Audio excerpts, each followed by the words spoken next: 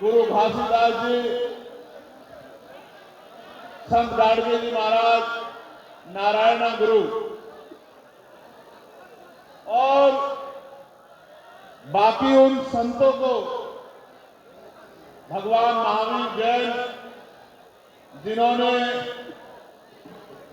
भारत में सामाजिक, आर्थिक, राजनीतिक परिवर्तन के लिए आंदोलन चलाए हैं, उन सबको नमन करता है। आधुनिक भारत में वंचितों के मुक्तिदाता राष्ट्रपिता ज्योतिबा फूले, आरक्षण के जन्मदाता, आरक्षण के पैरोकार, सामाजिक न्याय के छत्रपति साहू जी महाराज, करोड़ों शोषितों, वंचितों, महिलाओं, नौजवानों, किसानों, कर्मचारी, मजदूरों के नेता, उनके मार्गदर्शक, उनके मुक्तिदाता डॉक्टर बाबा साहब अम्बेडकर को भी नमन करता हूं। मां सावित्रीबाई फूले, मां फातिमा शेख, मां अवंतिकाबाई होलकर, मां झलकारी बाई, मां रमाबाई, ईवी पेरियार रामानायकर स्वामी, पेरियार मलई यादव, जिनको मैं संघर्ष के नायक के तौर पर देखता हूं, बाबू जगदेव प्रसाद कुशवाहा, जिनको बिहार का लेनिन भी कहा जाता है, जननायक कर्पूरी ठाकुर, जिनको हम अपना नेता मानते हैं,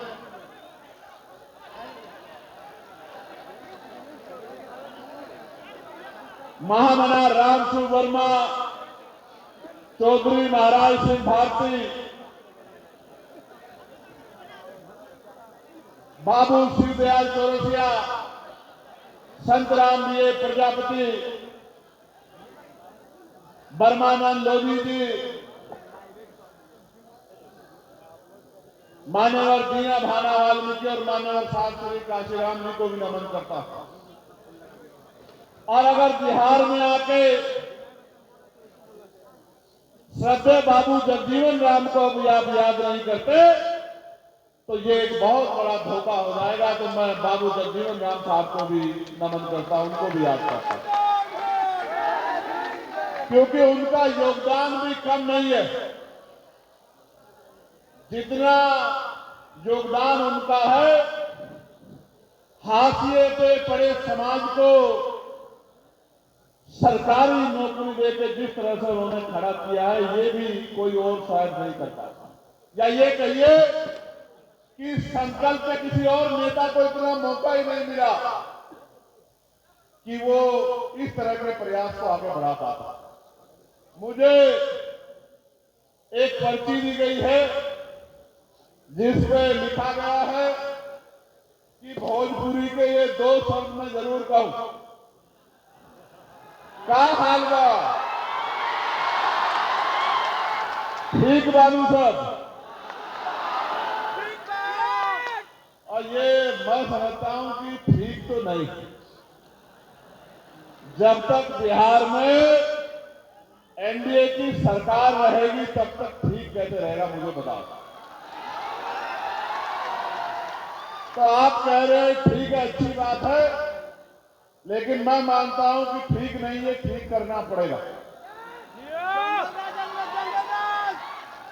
फिर मैं यहां से शुरू करूंगा कि संघर्षों के साय में घनघोर जवानी पलती है और इतिहास उधर झुक जाता है जिस ओर जवानी चलती। आज का ये महान दिन जिसमें मुझे और आपको यहां इकट्ठा होने का मौका मिला है, मैं आज इस विशेष दिन पर, जो भीम आर्मी का स्थापना दिवस है, मैं 10वें स्थापना दिवस और द्वितीय अधिवेशन की आप सबको बहुत बहुत बधाई देता हूं, बहुत बहुत मंगल कामनाएं करता हूं। प्यारे साथियों, मैं सबसे ज्यादा धन्यवाद करूंगा मातृशक्ति का, जो इतनी बड़ी संख्या में आज अपने बच्चों को, अपने भाइयों को आशीर्वाद देने के लिए आप पहुंची है। मैं दोनों हाथ उठाकर उनको बहुत बहुत प्रणाम करता हूं, जय भीम करता हूं। साथ साथ मैं इस नौजवान सैलाब को भी धन्यवाद देता हूं। मुझे मीडिया के लोग पूछते हैं कि ये भीम आर्मी के लोग कहां से आते हैं, और मैं उनसे ये कहता हूं कि आंधी को रोका जा सकता है, तूफान को रोका जा सकता है, सैलाब को रोका जा सकता है, लेकिन भीम आर्मी के बहादुर योद्धाओं को नहीं रोका जा सकता। अगर आज मैं यहां खड़ा हूं और बिहार की धरती पर खड़ा होकर बोल रहा हूं, अगर आज मैं लोकसभा का भारत की सबसे बड़ी पंचायत का मेंबर हूं, उसका श्रेय अगर किसी को जाता है तो भीम आर्मी के बहादुर साथियों को जाता है। मैं इस मंच का भी धन्यवाद करूंगा। बहुत दिन पहले दिल्ली में बैठ के फैसला लिया गया। सीनियर टीम ने मुझसे कहा कि आपको बोधगया जाना है, बोधगया को मुक्त कराना है, बोधगया की शक्ति, बोधगया की ताकत को बौद्धिस्टों के हाथ में देना। तो मैंने इनसे कहा कि एक बड़े आंदोलन की जरूरत है, और ये तय हुआ कि जून में 12 जून को 12 मई को एक बड़ा आयोजन होगा, और दिन लाखों लोगों को लेके हमें बोधगया पहुंचना। लेकिन फिर देश में वार आ गई। हमारा देश, पहलगाम का हमला हमारे लोगों पर हुआ। बताया गया कि धर्म पूछ के मारा गया, और ये किसी भी कीमत पर बर्दाश्त करने योग्य नहीं था। इसलिए वो परमिशन कैंसिल कर दी गई, वो कार्यक्रम कैंसिल कर दिया गया। और बाद में जब ये लग रहा था, मीडिया ने तो ऐसा माहौल बनाया कि ऐसा लगा कि पाकिस्तान नक्शे से ही खत्म हो जाएगा। मैं धन्यवाद दूंगा भारत की महान मीडिया को, बहुत बहुत धन्यवाद।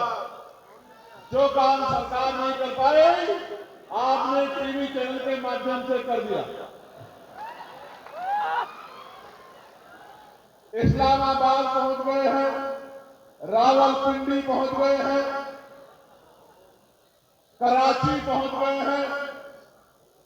वहां के जो आर्मी चीफ थे हसीन मुनीर, अगर थोड़ी देर और उनको मौका मिल जाता तो शायद हसीन मुनीर को पाकिस्तान छोड़कर ही निकल जाता।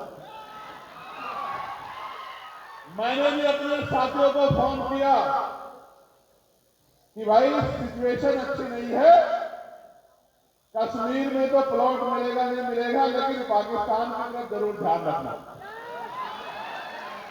शेड्यूल ट्राइब बैकवर्ड के जिन लोगों को जमीन नहीं है, उनको जमीन वहीं दिलाने का काम हम लोग करेंगे।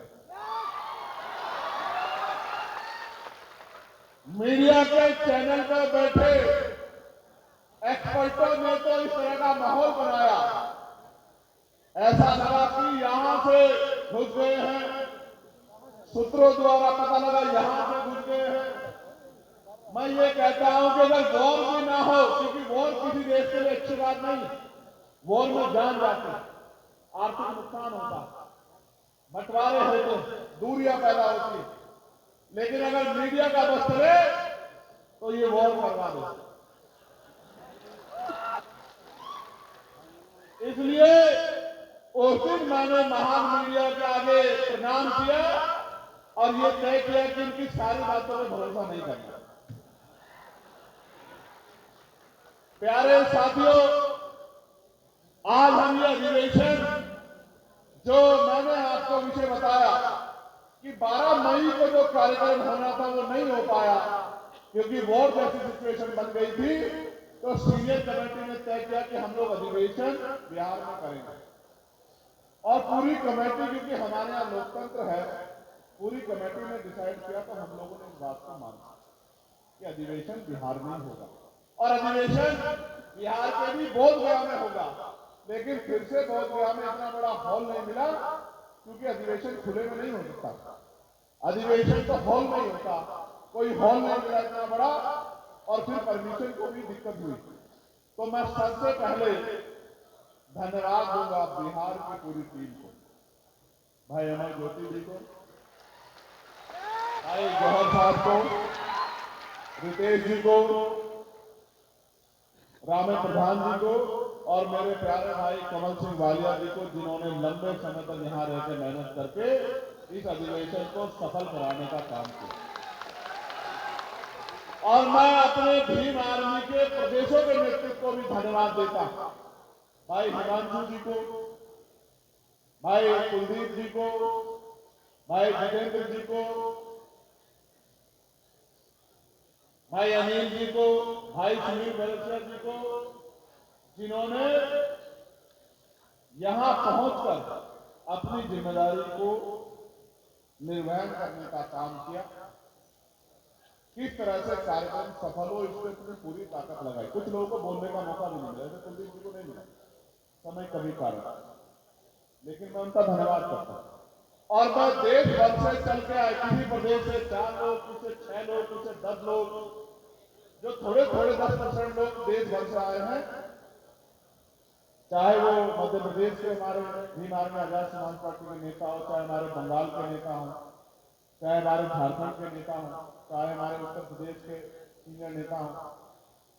उत्तर प्रदेश के तो बहुत सारे लोग दिख रहे हैं सीनियर, चाहे हमारे उत्तराखंड के साथी हो, चाहे हमारे महाराष्ट्र के साथी हो, और चाहे असम के साथी हो, उत्तराखंड के साथी हो, छत्तीसगढ़ के साथी हो, तमाम हमारे साथियों ने जो अपनी जिम्मेदारी को यहां लाकर अपनी लीडरशिप का जो प्रदर्शन किया है, इसके लिए मैं इनकी भी बहुत बहुत प्रशंसा करता हूं। हमारे लीगल सेल के साथियों का भी धन्यवाद देता हूं, मिशन सैनिटेट के साथियों का भी धन्यवाद, महिला नेतृत्व का भी धन्यवाद देता हूं, और अशोक जी, तोमर साहब, रविंद्र भाटी जी, और हमारे बड़े भाई हमारे भीम आर्मी के राष्ट्रीय अध्यक्ष विनय तंसी जी का भी मैं बहुत बहुत धन्यवाद करता हूं। मैं ये भी कह सकता हूं कि अगर विनय भाई नहीं होते तो भीम आर्मी का कारवा इतना मजबूत नहीं हो पाता। मैं इस बात को बड़े पूरे दिल से कहता हूं, क्योंकि व्यक्ति के कार्य की कदर होनी चाहिए। मैं मीडिया बंधुओं का भी धन्यवाद देता हूं। प्यारे साथियों, मैं भीम आर्मी के विषय में कुछ चीजें आपके सामने रखना चाहता हूं। भीम आर्मी कहां बनी, कैसे बनी, इस पर मैं चर्चा नहीं करना चाहता, क्योंकि मोस्टली चीजें आप लोग जानते हैं जो लोग काम करते हैं। लेकिन अगर पूरे भारत में कोई ऐसा संगठन है जिसमें schedule caste, schedule tribe, backward minority, मुसलमान, जैन, सिख, बौद्ध, ईसाई, अगर इनकी संयुक्त लीडरशिप अगर किसी के पास है, बने बनाए संगठन पे अगर किसी ने लीडरशिप करने का मौका दिया, नेतृत्व दिया है, तो ये अगर किसी ने काम किया है तो भीम आर्मी भारत एकता मिशन के साथ है। हमारे यहां जो अमर ज्योति जी हमारे नेता हैं, नेतृत्व करते हैं, वहीं राजस्थान में जितेंद्र अठवाल साहब नेतृत्व करते हैं। ये बात मैं क्यों कह रहा हूं? क्योंकि आपको पता होना चाहिए कि एक ऐसा संगठन और एक ऐसे समय में बना है 2014 में, जब देश के अंदर भारतीय जनता पार्टी की सरकार बहुमत पे आई और भारतीय संविधान पे खतरा मंडरा रहा था। मैं जो बात कह रहा हूं चैलेंज के साथ कह रहा हूं, संविधान का हाथ में पकड़ने वाला कोई व्यक्ति नहीं था, एक भी व्यक्ति नहीं था। दलितों पे, पिछड़ों पे, मुसलमानों पे जुल्म होता था, बहन बेटियों के साथ रेप होती थी, मारकर लटकाया जाता था। राजस्थान के लोग जुल्म जाति में अत्याचार होता था, किसानों के साथ, नौजवानों के साथ, पहलवानों के साथ, कर्मचारियों के साथ। और बड़े बड़े नेता डर के क्या तो एनडीए में घुस गए या राजनीति को कमजोर करके पीछे बैठ गए। अगर कोई था जिसको जान की परवाह नहीं, जिसको अपने मान की परवाह नहीं, जिसको अपने बच्चों की परवाह नहीं, जिसको अपने परिवार की परवाह नहीं थी, जिसको परवाह थी तो भारतीय संविधान की, जिस संगठन के नाम के पीछे लिखा जाता था कि भीम आर्मी संविधान का रक्षा दल है, अगर एकमात्र उम्मीद कोई थी तो वो भीम आर्मी भारत एकता मिशन थी, इसके अलावा कोई नहीं। कहीं भीम आर्मी का नेतृत्व, कहीं भीम आर्मी का नेतृत्व किसी प्रदेश में शेड्यूल कास्ट की कोई और जाति करती तो कहीं दूसरी जाति करती, कहीं तीसरी जाति करती, कहीं चौथी जाति करती। ये एक ऐसा संगठन है जिसके अंदर सामाजिक न्याय है। कहीं इसकी रखवाली, इसका नेता पासवान समाज का व्यक्ति है, कहीं इसका नेता वाल्मीकि समाज का व्यक्ति है, कहीं इसका नेता पासी समाज का व्यक्ति है, कहीं इसका नेता समाज समाज का व्यक्ति, कहीं इसका नेता महार समाज का व्यक्ति। ये बात मैं क्यों बता रहा हूं? जहां जहां संघर्ष करने की योग्यता पैदा हुई है, वहां भीम आर्मी ने नेतृत्व देने का काम किया, बड़े बड़े संगठन को नेतृत्व देने का काम किया। इसलिए बात आपको बतानी थी कि भीम आर्मी एक जाति, एक धर्म, एक स्थान का संगठन नहीं है। भीम आर्मी भारत के 140 करोड़ लोगों में जो संविधान को मानने वाले लोग हैं, उनका अपना संगठन है, उनकी अपनी शक्ति है, उनकी अपनी ताकत है। और आप जानते हो देश भर में कोई आंदोलन ऐसा नहीं है जिस लड़ाई को भीम आर्मी ने लड़ने का काम किया और समय समय पे दिल्ली में अपनी शक्ति दिखाकर ये बताने का काम किया है। हमारे कर्नाटक के लोग बैठे, तेलंगाना के लोग बैठे, तमिलनाडु के हमारे अध्यक्ष बैठे, समय समय पर ये बताने का काम किया है कि हम मिट तो सकते हैं लेकिन झुक नहीं सकते। ये शक्ति पैदा की है भीम आर्मी। प्यारे साथियों, ये आपके सामने जो बोल रहा है चंद्रशेखर, अगर इसको राष्ट्रीय अंतर्राष्ट्रीय पहचान अगर किसने दी है तो भीम आर्मी भारत एकता मिशन। टाइम्स मैगजीन में अगर उसका नाम छपा है, आपके छोटे से कार्यकर्ता का, दुनिया के 100 उभरते नेताओं में अगर किसी कार्यकर्ता के भीम आर्मी के नाम छपा है तो भीम आर्मी की देन। लेकिन आपने भी उसको साबित करके दिखाया है। इस बार लोकसभा में अपना प्रतिनिधित्व भेजकर अपनी आवाज को उठाने वाला भेज के आपने भी साबित करके दिखाया है कि जो टाइम मैगजीन ने कहा था कि आपका कार्यकर्ता भीम आर्मी का चंद्रशेखर जो देश का अकेला उभरता हुआ नेता है, उस आवाज को आपने पार्लियामेंट में भेजने का काम किया। इसके लिए भी मैं आपको बहुत बहुत बधाई देता हूं। हमारे नगीना के लोग भी यहाँ हैं, दोनों हाथ उठाकर नगीना के लोगों का धन्यवाद कीजिए एक बार जरा। बोलो धन्यवाद नगीना। मैं तो चाहता था एक हमारे पत्रकार मित्र यहां से लड़ रहे थे, आप उनको भी लोकसभा भेज देते, लेकिन आप भेज नहीं पाए। तो लोकसभा भी भेज पाए तो विधानसभा भेज देना। प्यारे साथियों, मुझे आपसे बहुत जरूरी बातें करनी। ये फूल मेरे आपके बीच में कांटे तो नहीं बन रहे? नीचे वालों को दिख रहा हूं ना? ये फूल हो सकते हैं।